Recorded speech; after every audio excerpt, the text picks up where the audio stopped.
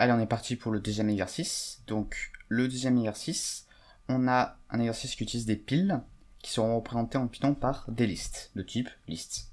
Donc là, il y a quelques petits rappels bien sympas. Donc on rappelle que l'expression liste 1, c'est égal à liste de listes, qui va faire une copie de liste indépendante de liste. Donc ça fait beaucoup de mots liste, hein, mais du coup, juste ça veut dire que liste 1 va être une copie indépendante de liste. Liste, ce que j'ai surligné ici. Voilà. Donc ça veut dire qu'on aura les mêmes éléments en fait que liste, mais dans liste 1, et quand on fera une modification de liste 1, ça ne modifiera pas notre variable, notre liste qui est contenue dans la variable liste. Voilà. Ensuite, on a list.pop qui va renvoyer l'élément qui est au sommet de la pile, donc celui qui est tout en haut de votre pile. Hein. Vous pouvez imaginer de faire une analogie par exemple avec une pile de feuilles ou une pile d'assiettes. Donc ce qui est tout en haut, bah, c'est la première feuille en fait, ou la première assiette que vous pouvez prendre comme ça, en fait à la main, celle qui est vraiment tout en haut au sommet. Donc là, bah, ce sera pareil. List.pop, ça va vous retirer votre assiette qui est tout en haut ou votre feuille qui est tout en haut. Et là, ce sera du coup stocké dans X. Et ensuite, list.append, bah, ça place du coup l'élément au sommet de la pile. Donc pareil, bah, si vous avez votre pile de feuilles, et vous ajoutez une feuille, et bah, append, en fait, ça mettrait du coup votre feuille tout en haut de votre pile. Voilà. Ensuite, il faut compléter le code Python de la fonction positif, qui est donné du coup ci-dessous, qui prend en paramètre une pile, qui est une liste, hein, du coup, de nombre entier en paramètre, donc du coup notre pile contient des entiers, et qui renvoie la pile des entiers positifs dans le même ordre, sans modifier la variable liste. Donc ça veut dire que du coup il va falloir copier notre paramètre pile, et faire des modifications avec cette copie indépendante, et ensuite récupérer que les entiers qui sont positifs, et ensuite renvoyer du coup cette nouvelle pile. Voilà. Alors, il y a des petits exemples, donc par exemple, ici, on a des entiers -1, 0, 5, -3, 4, -6, 10, 9, -8, et du coup, qu'est-ce qu'on renvoie? On renvoie 0, 5, 4, 10 et 9, parce que c'est les entiers qui sont positifs, donc c'est-à-dire supérieurs ou égal à 0. On peut voir dans cet exemple que le 0 est renvoyé, donc il faut le garder. Alors ensuite, on a positif avec juste -2, là, on renvoie du coup une liste vide. Voilà.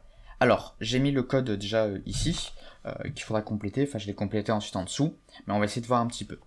Alors, là, on a deux variables, pile 1, pile 2, ensuite on a tant que pile 1 est différent de liste vide, donc tant qu'il y a un élément dans pile 1, c'est ce que ça veut dire, x égale à, on voit avec l'exemple, avec les rappels, je pense qu'il y a peut-être des idées qui peuvent vous venir.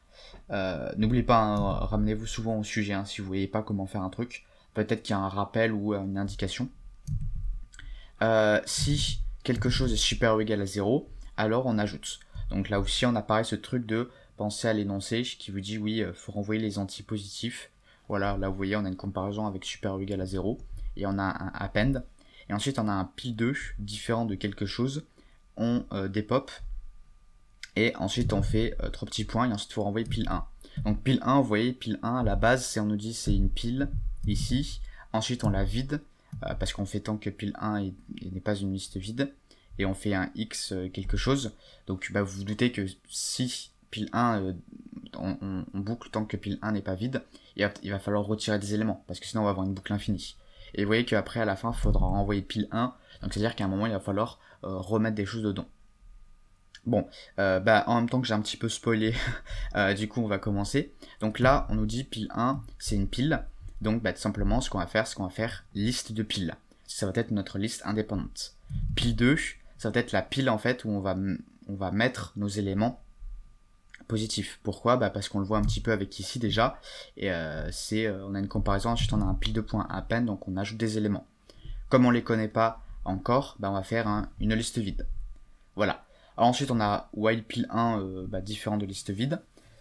Donc là comme je vous ai dit, pile 1 c'est pas vide, parce que c'est une copie de pile, et en plus, faut pas qu'on ait une boucle qui tourne à l'infini, donc ça veut dire qu'il faut qu'on enlève des éléments pour arriver à un moment à ce que cette condition ne soit plus vraie, c'est-à-dire que pile 1 soit vide.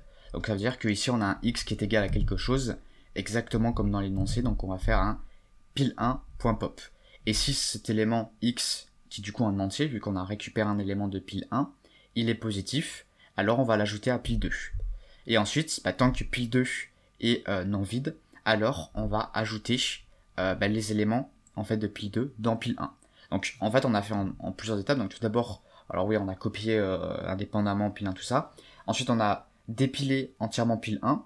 À chaque fois qu'on trouvait un élément, on mettait cet élément dans pile 2 et après on redépilait pile 2 pour remplir dans pile 1. Et en fait avec ce processus, on garde bien l'ordre, on ne modifie pas du tout l'ordre. Tout simplement parce que c'est le principe des piles en fait. On va tout d'abord avoir le dernier élément, donc l'élément qui est en haut du sommet, qui va devenir le premier élément dans la pile. Vous voyez, l'avant-dernier va devenir le deuxième élément mis dans la pile, le 2, etc. Mais ensuite cette pile 2, on va la redépiler. Donc c'est-à-dire que le dernier élément qui était tout en haut va redevenir le premier élément qui était à la base. Et du coup ça nous permet de bien conserver l'ordre. Alors ça je vais exécuter, j'ai même pas testé, donc je vais tester avec vous en direct, en espérant que ça marche. Alors hop, je vais faire comme ça, et je vais exécuter. Et là, qu'est-ce que nous avons? Nous avons ici 0, 5, 4, 10 et 9. Et là, il y a bien 0, 5, 4, 10 et 9. Et si on regarde les entiers qui y sont, donc on a moins 1, 0, 5. Donc 0 et 5 qui sont bien là. Moins 3, il n'y est pas, c'est cool. 4, il y est. 10, il y est. Et 9, il y est aussi. Et moins 8 et moins 6, on s'en fout. Et vous voyez que on a bien le même ordre. Et si on essaye celui-là, positif de moins 2, hop, comme ceci, là, ça nous renvoie bien une liste vide. Voilà. Donc du coup, on en a terminé avec ce deuxième sujet. Donc, si vous avez des questions, n'hésitez pas à les laisser dans les commentaires. Et moi, sur ce, je vous dis, portez-vous bien et à une prochaine. Salut!